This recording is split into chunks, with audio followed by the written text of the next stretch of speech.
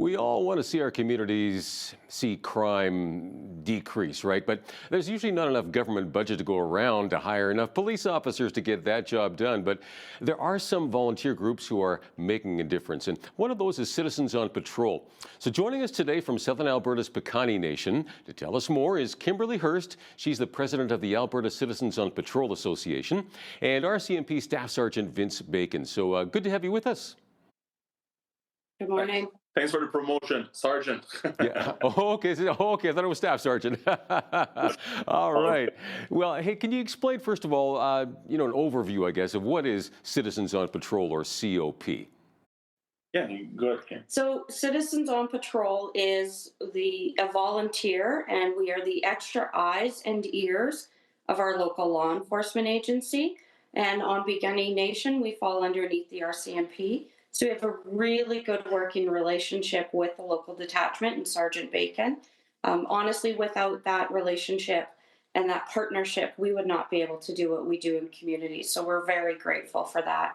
Okay, so you've got volunteers that are kind of keeping an eye on things. So you're on patrol at various times, and if you see something suspicious, you call the RCMP, basically. We have a Signal app that we communicate on, as well as with Alberta Citizens on Patrol, we have an app that tracks us via GPS. Okay. But we utilize both of those, and if we see anything, we'll let the members on duty know what's going on. We never get out of our vehicles and engage in any activity. Leave that to the RCMP. Our safety and security is of the utmost. So. Now, Kimberly, you live in that area, right, in the Pincher Creek Crow's Nest area. So I think probably exciting news that again, this is a very first time that we've seen a First Nations group establish a Citizens on Patrol chapter. So what's the response been from the community?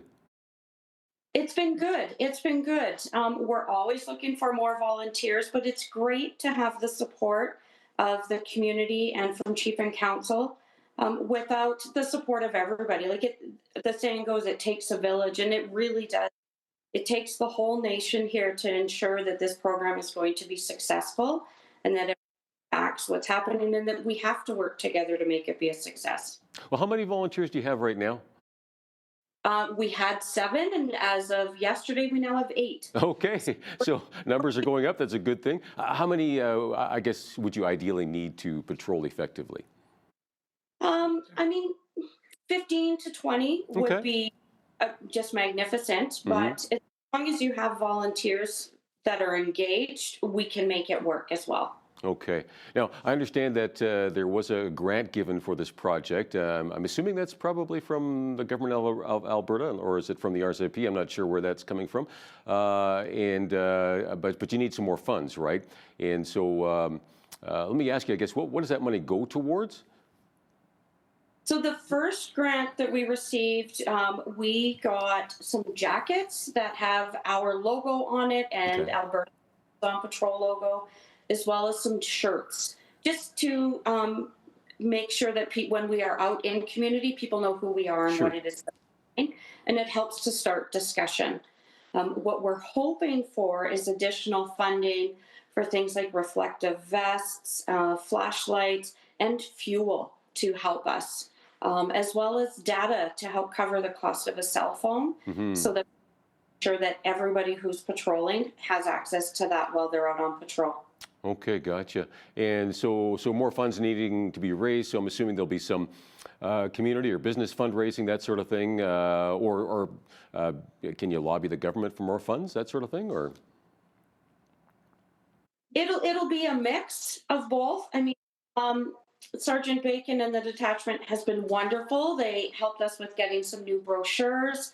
We have a wonderful banner on the side of the detachment with our logos on it together, which is a milestone in itself to have the RCMP logo with that. But ideally right now, we are looking for donations from community, local businesses, anybody that's able to support us. We are looking for additional grants and funding. But to get us going, just some local donations would be wonderful. No, for sure. Yeah.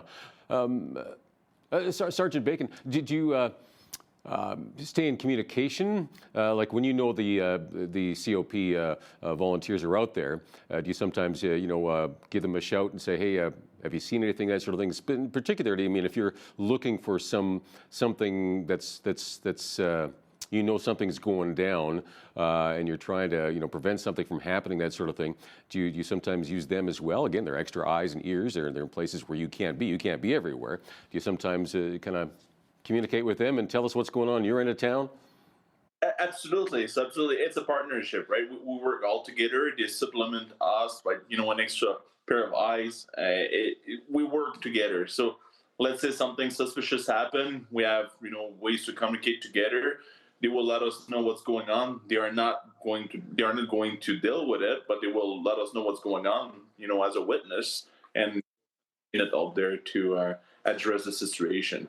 Okay, and you mentioned again, sounds like volunteers are using their own vehicles. Now, are these marked vehicles or are they unmarked? And I guess would it be, is it better or worse to have them marked? Which one's more helpful? Well, that's one of the projects we're looking at. So we know that the town on the east side, Fort McLeod, have their own vehicle, marked vehicle.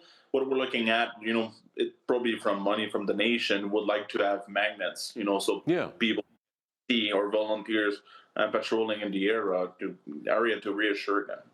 Okay. Yeah, I suppose it does actually maybe add a bit of a sense of security, right? When you see that there's somebody out there looking out for you, right? So, and maybe even it's a bit of a deterrent too, who knows? But how often do members go on patrol, and how long are the shifts? And do you ever go out at night? I mean, of course, a lot of crime does take place at night, but that also makes it more dangerous potentially, I suppose, for volunteers. How do you handle that? So at this point, obviously we're starting. So that the team were able to get on the road. By example, Halloween evening, we had a team on the road that were patrolling the area, making sure that everything's fine with the kids and that the community were safe. It's up to them, right? So a volunteer can show up, reach out to the detachment. Hey, I'm going to be on the road for the next 2 hours. Just so you know, if something happened, I'll reach out to you. So they can create an initial contact with the officers on shift. And, if they're available for 2 hours, it's 2 hours. If you can stick for 8 hours, 8 hours is even better. So, we're really flexible, and we do understand our volunteers are, volunteers, and we don't want them to feel like they have to stick to a schedule. Okay, very interesting. Now, I understand that one of the areas members help with sometimes is called the Speed Watch program. Can you explain what that is and how it works? So we have Speed Watch in some of our larger communities, and there's a mobile sign that's on a trailer that they will be able to move to different locations with partnership from their RCMP, letting them know, we want you to watch a playground zone, or we want you to watch coming into a community. And they will move that trailer that has radar enforced on a sign, and it will just read out digitally the speed that they're going. Not all of our communities have them. It's mostly our larger centers, but it is a really good initiative to have, to keep some stats on things as well and to raise awareness. Okay, yeah, and sure, whenever you see one of those, radar signs going up or down, it gets your attention and you slow down, right? So, hey, why not? So volunteers also spend time looking for things like illegally tinted windows, I was reading, and, or maybe even rolling stops at a stop sign, that sort of thing. So how do you go about handling that as a volunteer? Do they take pictures or videos of license plates, that sort of thing, and then send them along to the RCMP? How does that work? The volunteers are witnesses. That's what it is. So just like anyone will be operating a motor vehicle on the highway and notice something suspicious, can reach out to police for assistance. It's the same thing. Like if they notice that a pattern, they can just take notes and provide a statement and provide the information to our detachment, and we will then address it accordingly. Okay. It reminds me, one time I got a phone call from a police officer saying, somebody reported that, you were not driving safely at a Costco gas station. I'm going like, Well, I was there, but I didn't remember driving unsafely, but maybe I did, and it was a reminder to me and going, okay, yeah, I got to make sure I look at both ways when I'm exiting, that sort of thing. So, you guys do follow up on it, so good to know. Can you share any stories of how? Go ahead. I was going to say it's all about the approach, and it's all about the way we bring it up, and it's all I think that education is a big part of it, and I think people appreciate that phone call. A kind and polite phone call. Right. Hey, this is what. Exactly. Okay. Yeah. Nobody was shaking their fist at me or anything. So, can you share any stories of maybe how a tip from a COP member actually resulted in crime prevention or arrests being made? I know it's new for you guys here in the Piikani Nation, but do you have any stories from other citizens on patrol places where this actually works? I've been on patrol. This was a few years ago. I was on patrol in another community and noticed some suspicious activity. And I just felt that something was definitely off and we needed to report. And it ended up resulting in a couple of DUIs. Um, and then had another suspicious, that gut feeling that you get. And we had trying to steal fuel from a bulk gas station and put it into a drum in the box of their truck. We've had a lot that goes, and I guess we need to sort of toot our own horn a little bit more to let people know the work that we are doing on our own time. But it does make a big difference. I mean, and even if you're out and you don't see anything, that is also a success. We have made sure that we are a positive set of headlights that are out in community, and we're deterring. The simple steps of that can deter it. Yeah, and I guess it's like anything else, right? I mean, there's going to be shifts where there's nothing happening and you're going, it's kind of exciting when something does happen in one sense, although ideally we'd like nothing to happen. We wouldn't even need COP, right, if everybody, did what was right. But it's not the world we live in. So, you know what?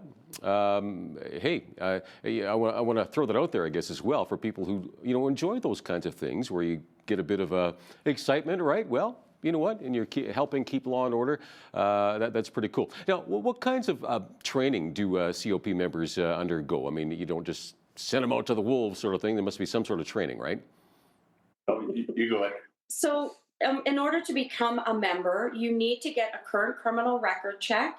And once you've done that, we also have an application process where they have to fill out a form. We have communication with our local law enforcement agency that even after they filled out the record check, we do review that application to still ensure that this person is an appropriate fit. And then we have training that has been created by a retired RCMP member. And he had 36 years on the job in various positions. So he's really well aware of what we need to be looking for and what skills we need to be working on. So we do work with that as well. And he travels the province to different groups with us. And then we also work on just updating skills, area dependent on what our local law enforcement sees that we need in that area. And we'll bring in somebody to help us with that. Okay. Right. And are our volunteers usually seniors? I mean, they have more time, right? Or do you get some young people involved? No. You know what? For example, our group here in Bigani, we have from, say, 23 to 73 for age range. Okay, nice. I like it. Very good. And now, if I know we've got several COP groups in Southern Alberta: Coaldale, Tabor, I think Fort Macleod, Redcliffe, Pincher Creek. But you could probably use a few more, right? Other communities. And so, if somebody wants to start up their own COP in their community, how do they do that? Email president@acopa.ca, and I will get back to them. Okay, but anybody can do it, right? I mean, if you get the right person, we can get as many as we need out there, right? So, okay. Hey, well, A change in their community and just wants to have a positive influence, a positive take on their community. And anybody can do it, and regardless of age. And for full patrols, as long as you're 18 and over and you pass that criminal record check, love to have you join us in any of our communities. okay, sounds good. I appreciate what you guys are doing for the community. Thank you. Thank you. Thanks, Paul. Oh, yeah. Well, thanks to Kimberly and Sergeant Bacon here. Again, the president of the Alberta Citizens on Patrol Association. And Sergeant Bacon is the commander of the Piikani Nation RCMP detachment.